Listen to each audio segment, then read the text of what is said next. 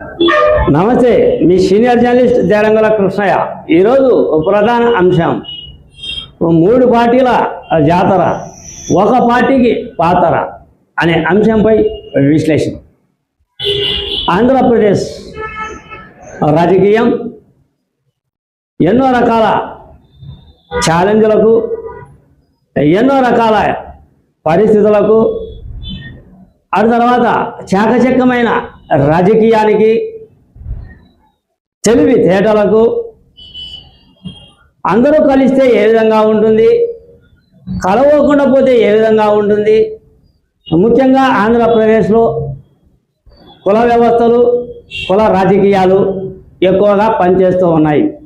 మిగతా రాష్ట్ర పరిస్థితులు, మిగతా రాష్ట్ర స్థితిగతులు వేరు. ఆ రాష్ట్రాలలో ఉన్న సెంటిమెంట్లు వేరు. ఇతర రాష్ట్రాలలో ఒక 5 ఏళ్ళు ఒక రాజకీయ నాయకునికి పట్టం కడితే మిగతా 5 ఏళ్ళు వేరొక రాజకీయ నాయకునికి పట్టం కట్టే పరిస్థితి వేరే రాష్ట్రాలలో. అటు తర్వాత ఆ రాష్ట్ర సెంటిమెంట్ని బట్టి ఆ రాజకీయ నాయకునికి విలువలు, అటు తర్వాత ముఖ్యమంత్రి పదవులు కట్టబెడతారు. భారతదేశంలో ఉన్నటువంటి ఒక్కొక్క రాష్ట్రానికి ఒక్కొక్క రాజకీయ పరిస్థితులు ఉంటాయి. వేరసి భారతదేశంలో ఉన్నటువంటి ముఖ్యంగా ఆంధ్రప్రదేశ్ రాష్ట్రం, ఆంధ్రప్రదేశ్లో ఉన్నటువంటి రాజకీయం మరి ఎక్కడ ఉండదు. కులాలు శాసిస్తాయి, మతాలు శాసిస్తాయి. అటు తర్వాత ఇతర రాజకీయ నాయకుల వ్యక్తిగత రాజకీయ సిస్టమ్ కూడా పనిచేస్తూ ఉంటుంది. ఒకానొక సమయంలో దౌర్జన్యం కూడా పనిచేస్తుంది, ఒకానొక సమయంలో రెగ్గింగ్ కూడా పనిచేస్తుంది, ఒకానొక సమయంలో ఫ్యాక్షన్ కూడా పనిచేస్తుంది. ఇవన్నీ పనిచేయని పరిస్థితుల్లో కుల వ్యవస్థ అనేది పనిచేస్తూ ఉంటుంది. ఒక జిల్లాలో లేదా 2-3 జిల్లాలో ఒక కులం ఎక్కువగా ఉంటే ఆ కులమే మొత్తం ఆంధ్రప్రదేశ్ రాజకీయ వ్యవస్థను శాసిస్తూ ఉంటుంది. ఆ కోణంలో ఆంధ్రప్రదేశ్ రాజకీయం ఎవరికి అంచనా రాదు. మిగతా రాష్ట్రాల రాజకీయ పరిస్థితి వేరు, ఆంధ్రప్రదేశ్ రాజకీయ పరిస్థితి వేరు. అందులో భాగంగా మొన్న జరిగిన ఎన్నికల్లో 2 ఏళ్ళు పూర్తి కావస్తుంది. ఆ 2 ఏళ్ళు గత ఎన్నికల ప్రారంభంలో ఎన్ని రాజకీయ చర్చలు జరిగాయో, ఎంతమంది రాజకీయ నాయకులు ఏకమయ్యారో, ఎన్ని పార్టీలు ఎన్ని రకాలుగా కుటిల ప్రయత్నాలు చేశాయో, అందరూ కలిసి ఒక తాటిపై నడిస్తే తప్ప మనం జగన్మోహన్ రెడ్డిని ఓడించలేము, వైసీపీ పార్టీని మనం ఓడించలేము అనే కోణంలో 3 పార్టీలు పని చేసినట్లు సుస్పష్టంగా అర్థం అవుతూ ఉంది. ఆ 3 పార్టీలు ఏమిటి అంటే భారతీయ జనతా పార్టీ, ఆ తర్వాత జనసేన పవన్ కళ్యాణ్ పార్టీ, ఆ తర్వాత నారా చంద్రబాబు నాయుడు తెలుగుదేశం పార్టీ. ఈ 3 పార్టీలు కలిసి ఆంధ్రప్రదేశ్లో కూటమి ప్రభుత్వంగా ఏర్పడి ఎన్నికల బరిలోకి వైసీపీ మీద పోటీకి దిగాయి. వైసీపీ చేసిన తప్పిదం ఏమిటి అంటే ఒకే ఒక నాయకునితో పొరపాటు రాజకీయం జరిగిందని ఇప్పటికి తెలుసుకున్నారు, ఓటమి పాలు అయ్యారు. ఆ ఒకే ఒక రాజకీయ నాయకుడు ఎవరు అంటే మీకే అర్థం అయి ఉంటుంది. అయితే ఈ పరిస్థితుల దృష్ట్యా చూస్తే ప్రస్తుతం 3 పార్టీల హవా కొనసాగుతుంది. 3 పార్టీలు కూటమి ప్రభుత్వం ఏర్పడిన తర్వాత, ఎన్నికల బరిలోకి దిగిన తర్వాత భారీగా సీట్లు 164 సీట్లను సాధించాయి కూటమి తరపున. ఆ 164 సీట్లు సాధించి నారా చంద్రబాబు నాయుడిని ముఖ్యమంత్రి పదవికి అర్హులు చేసి ఆయన పీఠం దక్కే విధంగా ప్రణాళికలు సిద్ధం చేసి ఆయన్ను ఆంధ్రప్రదేశ్ ముఖ్యమంత్రిగా ఎన్నుకున్నాయి ఈ కూటమి పార్టీల తరఫున. ఇక వేరే పార్టీ అదే ఈ కూటమి పార్టీల జాతర కొనసాగింది. ఓట్లు అన్నీ కూడా కూటమి పార్టీకే మద్దతు పలికాయి. కూటమి పార్టీకి మద్దతు పలికే విధంగా ఓటర్లు కూడా భారీ మెజార్టీతో భారతీయ జనతా పార్టీ సంబంధించిన ఓటర్లు, పవన్ కళ్యాణ్కు సంబంధించిన ఓటర్లు, తెలుగుదేశానికి సంబంధించిన ఓటర్లు ఏకమై 164 సీట్లు ఇచ్చి కూటమి ప్రభుత్వాన్ని గద్దెనెక్కించారు. ఇక ఏముంది, ఇటు సైడ్ చూస్తే మాజీ ముఖ్యమంత్రి వైఎస్ జగన్మోహన్ రెడ్డి ఒకానొక టైంలో 151 సీట్లను కైవసం చేసుకున్నాడు. కూటమి శాఖచక్య రాజకీయానికి ఆయన తట్టుకోలేకపోయాడు అని చెప్పవచ్చు. ఏమైంది పరిస్థితి? 11 సీట్లకు పరిమితం చేశారు.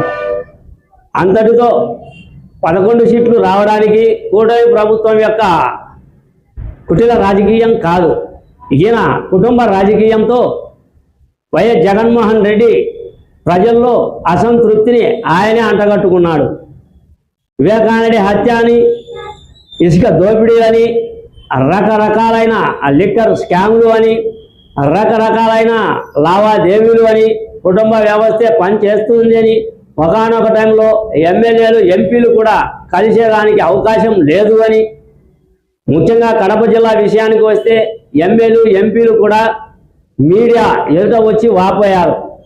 జగన్మోహన్ రెడ్డిని తాడేపల్లిలో కలసాలి అంటే ముఖ్యంగా ఎంపీ అవినాష్ రెడ్డిని కలిస్తే తప్ప ఎంపీ అవినాష్ రెడ్డి ఆయన మనల్ని కరుణిస్తే తప్ప మనం జగన్మోహన్ రెడ్డిని కలసలేము. ఎంపీ అవినాష్ రెడ్డి మీదనే ఆధారపడి ఉంది. జగన్మోహన్ రెడ్డిని కలసాలి అంటే కడప జిల్లా ఎంపీలు ఎమ్మెల్యేలు ముందు ప్రసన్నం చేసుకోవాల్సింది మన అవినాష్ రెడ్డిని అని, అది కూడా మీడియాలో జోరుగా హుషారుగా గతంలో ప్రచారం కొనసాగింది.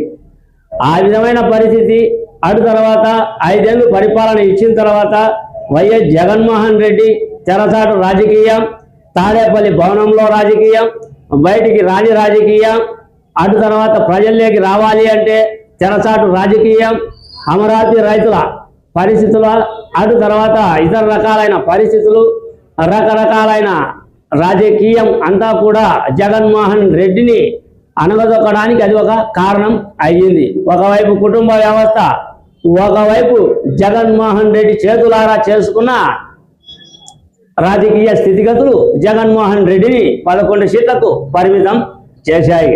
సరే, ప్రస్తుతం 2 ఏళ్ళు పూర్తి కావస్తూ ఉంది. 2 ఏళ్ళు పూర్తి అయిన సందర్భంగా ఇక్కడ 3 పార్టీలు, అదే కూటమి ప్రభుత్వం తరపున తెలుగుదేశం బ్రహ్మాండమైన పండుగ వాతావరణాన్ని ఏర్పాటు చేసుకుంటూ ఉంది. అభివృద్ధిని చూపించాం. అసలు గతంలో ఉన్న వైకాపా రాజకీయ దౌర్జన్యాలు, పాత కక్షల దౌర్జన్యాలు, అటు తర్వాత ఫ్యాక్షన్ దౌర్జన్యాలు, అటు తర్వాత ఆంధ్ర ప్రజలన్నీ గమనించి మాకు పట్టం కట్టారు, అందుకే మేము ఈ పదవిలోకి వచ్చాము అని 2 ఏళ్ళు పూర్తి చేసుకున్న సందర్భంగా వీళ్ళు పండుగ వాతావరణాన్ని సృష్టించే పనిలో తెలుగుదేశం కూటమి ప్రభుత్వం ఉంది. అటు తర్వాత వైకాపా విషయానికి వస్తే ఎటు తిరిగి తెలుగుదేశం కూటమి ప్రభుత్వాన్ని మనం అవమాన పాలు చేయాల్సిందే. కూటమి ప్రభుత్వం ప్రజలు గమనించే విధంగా కూటమి ప్రభుత్వం ఫెయిల్యూర్స్ను మనం ప్రజల ముందుకు తీసుకొని పోవాల్సిందే అనే నినాదం ఇక్కడ వైసీపీ పార్టీ ఇప్పుడు కొనసాగిస్తూ ఉంది. నిన్న మొన్న 2 ఏళ్ళు పూర్తి చేసుకున్న సందర్భంగా వైసీపీ నిరసన కార్యక్రమాలు ప్రారంభించింది. అటు తర్వాత డిఎస్సిలో అవకతవకలు జరిగాయి అని ఆ డిఎస్సిని ముందుకు తీసుకునే ప్రయత్నం చేశాయి. రకరకాలైన ప్రయత్నాలు కూడా కొనసాగిస్తూ ఉన్నాయి. కూటమి ప్రభుత్వం మీద బురదల్లే ప్రయత్నం వైసీపీ నాయకులు, నాయకత్వ గణం జగన్మోహన్ రెడ్డి కొనసాగిస్తూ ఉన్నారు. ఈ విధమైన రాజకీయ పరిస్థితి కొనసాగుతూ ఉంది. ఏది ఏమైనప్పటికీ ప్రస్తుతం 2 ఏళ్ళు పూర్తి చేసుకున్న సందర్భంగా ఇంకా 3 ఏళ్ళు సమయం ఉంది. ఆ 3 ఏళ్ల సమయం ఉన్నప్పటికీ ఎప్పటి నుంచే హోరాహోరీ రాజకీయం అన్నట్లు ఒకవైపు కూటమి పార్టీ, మరోవైపు వైఎస్ జగన్మోహన్ రెడ్డి అదే వైసీపీ పార్టీలు ఇప్పటి నుంచే రాజకీయ యుద్ధాన్ని ప్రారంభించినట్టు తెలుస్తూ ఉంది. కాగా డిసెంబర్లో స్థానిక సంస్థల ఎన్నికలు రాబోతున్నాయి. ఈ స్థానిక సంస్థల ఎన్నికల్లో నువ్వా నేనా అనే పోటీ పరిస్థితి ఉంటుంది. ఆ పోటీ పరిస్థితుల్లో భాగంగా దానికి కూడా జగన్మోహన్ రెడ్డి ఓట్లను తీసేస్తారు అని, దాదాపు ఒక్కొక్క గ్రామంలో 50 ఓట్లు తీసేస్తే ఎంత నియోజకవర్గంలో ఎన్ని ఓట్లు పోతాయో అర్థం చేసుకోవాల్సిన పరిస్థితి ఉంది. ఓట్ల జాబితాపై నాయకులంతా దృష్టి సారించాలని ఒకవైపు జగన్మోహన్ రెడ్డి సూచిస్తూ ఉన్నాడు. మరోవైపు నారా చంద్రబాబు నాయుడు ముఖ్యమంత్రి కూడా అదే సూచిస్తూ ఉన్నాడు. అంటే ఓట్ల తతంగం వచ్చే మున్సిపాలిటీ స్థానిక సంస్థల ఎన్నికల్లో పట్టబయలు అయ్యే అవకాశం ఉంది. ఎవరైతే స్థానిక సంస్థల్లో విజయడంగా మోగిస్తారో, ఎవరైతే రాజకీయంగా స్థానిక సంస్థల్లో గెలుపొందుతారో వాళ్ళకే భవిష్యత్తు ఉంటుంది అనే నినాదం వైపు ఇరు పార్టీలు దృష్టి సారించినట్లు సుస్పష్టంగా అర్థం అవుతుంది. ఏది ఏమైనప్పటికీ ప్రస్తుత పరిస్థితుల ప్రకారం 2 ఏళ్ళు పూర్తి చేసుకున్న సందర్భంగా ఒక 3 పార్టీలు కలిసి జాతర చేసుకుంటూ ఉన్నాయి. ఒక పార్టీ అదే వైసీపీ పార్టీకి పాతర వేసినట్టేనని ఈ చిన్న వీడియో. మీ సీనియర్ జర్నలిస్ట్ జయరంగుల కృష్ణయ్య.